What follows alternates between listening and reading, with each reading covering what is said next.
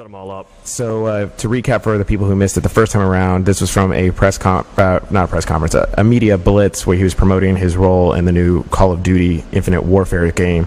And we got the opportunity to talk to him over the weekend, and we recorded the audio, and we were going to play sound bites of it back to you since he couldn't be on the show live. And just to clarify, he was in a conference room, so the audio is not the best, but we wanted to share it with you anyway. So he told us earlier what his advice to Ronda Rousey was, which was basically shut them all up and go get back what's yours. So the next one I wanted to do was fighters threatening to retire when they're not getting their way, is what I asked him for his opinion on that. You saw Jose Aldo do that with when Conor McGregor got booked to fight Alvarez. You saw Khabib give the UFC an ultimatum when he got passed over for the fight against Eddie Alvarez for the lightweight title after getting a contract for 205 and 206. And then you've seen Juliana Pena react the way she has after Ronda Rousey got the title fight against Amanda Nunes, pushing her potential shot down the line, so to speak. And this is what Conor had to say. I mean, tell me one time when crying and moaning, and tell me one time that's good for progression. It's not. No. I see these people crying and moaning, and I mean, where would you be if I wasn't here? Do you know what I mean? So be grateful that you're even in the conversation. Keep your head down, keep walking, stay focused, stay positive. That's the way to go forward, not crying, moaning, complaining. So, I can't engage in that too much. I wish them well, but I'm on something different here. And I thought that was very interesting that he ended with I wish them well. Yeah. Kind of like a subtle way of being like, don't forget who's running the show. Or good luck. You know, good luck with that. But yeah, he's definitely speaking from a position of on high, right? Yeah.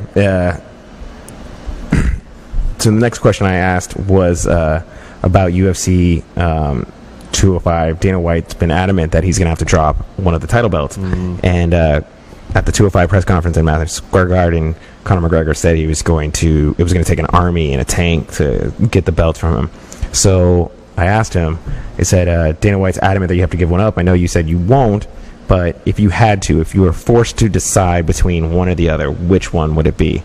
And he wasn't necessarily fond of the question, but this was his answer anyways. Look, let me just wrap them. Let me see the pictures on top of the cage with the belt on each shoulder first. Do you know what I mean? Let me get up on the side of that octagon and raise 2 world titles, what's never been done before, inside the Madison Square Garden, before talking about stripping me. I mean, let me get the fucking things. You know, let me do it. So we'll decide that when it comes. And I'm not for or against any of these things. You know, I'll always listen to the correct business move, and I'll always do whatever is the correct move to do. But let me see, let me do it, and let me go back and let me look at some pictures of me with the 2 belts, and let me just embrace that for half a day. Do you know what I mean? Absolutely. That's what I'm talking about. And it's the media. It's the media that's making these kind of. Well, what happens after? Well, let me chill. Let me look at the images let me look at the historic images that we're going to get on this night of me with them 2 belts. You know what I mean? That's what everyone should be excited about. This is history, but everyone's like, nobody wants to see you good, but not better than them. So that's just what's happening here. So I'm just looking forward to raising the belt, and what has not been done before.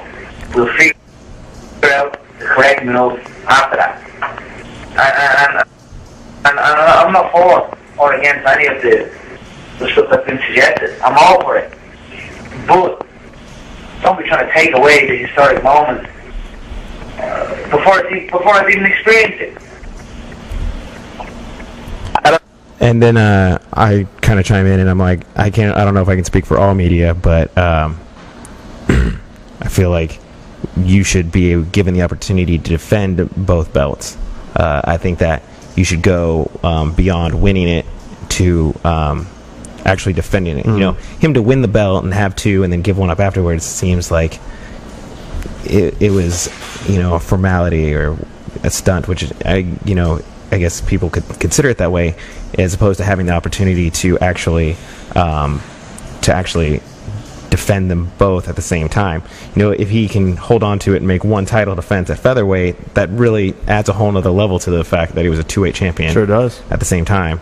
And he went on to say, is there anyone more active than me? You know, is there anybody who fights as often as I am? And we'll play some of that right now. Because that's something that's never been done either. I mean, is there anyone more active in the game than me? Nope. There you go. Is there anyone in the game that can potentially hold and defend two belts simultaneously? Other than me, there isn't. I'm the only one. So if I'm active and I'm, you know what I mean, it's fair enough if I was to be injured after or something, maybe end. Look, I don't know. Like I said, let me get to my historic moment, let me enjoy it, and then we'll figure that one out.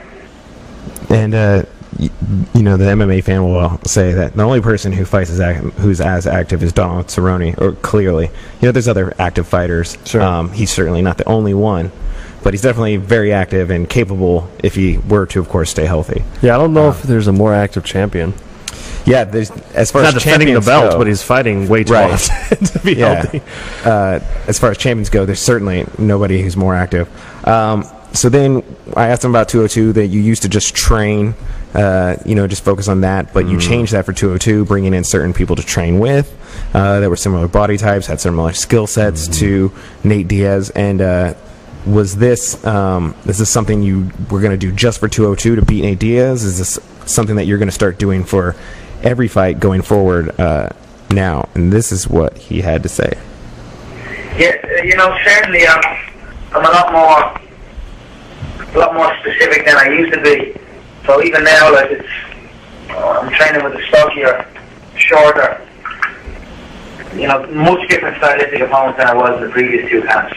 I mean, certainly the last camp. I mean, the last camp I was firing middleweights that cleared 6 foot, all southpaws. So this camp I'm fighting the 5'7" range freestyle wrestler with solid box, okay box. You know, that's being generous to him, because his wrestling is not smooth whatsoever. There's no beautiful transitions. There's no smoothness in his work, and his striking is certainly below par. So, but we'll prepare for the frame and the specific sequences that we may see in the fight. But I see him walking up to something really heavy, really early, and me walking out at MGM Grand, or not the MGM, Madison Square Garden with 2 belts. Nice little Freudian slip with MGM Grand. He's fought there so much recently that he's used to it. Yeah, and he almost paid a compliment to his opponent before, like, retracting. Yeah. Like, no, he doesn't have right. solid boxing. And then the last question I asked him was, there a point in your career after everything that you were doing that you decided to assert yourself and your needs more when it came to obligations? Obviously, that was a big storyline of why 200 was, why he was pulled from 200 and ultimately didn't appear on that card. But I was hoping that maybe there was some kind of specific moment or some specific incident that caused, like, the light bulb to switch outside of him just wanting to get that loss back. And this is what he had to say. I mean, it's been an ongoing battle with the obligations. I mean, it was going on back then, and it goes on now. So sometimes you just got to do what's right for you and not what's right for everybody else sometimes. So that's what I done the last one. But I didn't just turn my back. I created my own channels. We created MacLife. We created This is the MacLife, the videos, and they will be releasing again soon in the lead up to this fight. So we forever stay on the promotion game. We forever push the product. We forever push the fight, the promotion, everything. So it's about time that's just accepted and appreciated. The accept it and appreciate it was a big theme that he kept reiterating about the 2 title belts. You know, in one of the clips we played earlier, it talks about, like, can we just enjoy this? Like, people should be excited that I'm doing this. Like, people shouldn't be upset that I'm doing this. There shouldn't be talk about me holding up divisions. There should be talk about me doing something that's never been achieved before. I think fans are excited. I think Dana White is talking a whole lot about him not being holding up divisions. I'm excited. I mean, it really is incredible. There's only been a few people that have been able to get belts in 2 weight divisions, more than 1 weight division, and they never held them at the same time. Well, Dan Henderson did in Pride, but it's never been done in the UFC. It's incredible. It's an incredible task he's put in front of him. Right, and you know, there's, I guess, some merit to, you know, the discussion's been so much, you know, the negative side of things, and part of that is people like Khabib and people and Jose Aldo being upset about it. But at the same time, he is on the press. I know that I'm more interested in seeing him achieve history than I am concerned about the divisions. You know, let's see what happens. Yeah. Let's confront that problem when it gets here. It's not here yet. I don't think it is here yet, and I think those things. I think those things can exist at the same time. I can want to see him defend against Jose Aldo, and I can want to see Khabib get a title shot. And I can also still at the same time be excited that the Conor Alvarez fight. Like, doesn't elicit any hatred out of me. All those things are true. In the universe, lots of adversarial things can be true at the same time.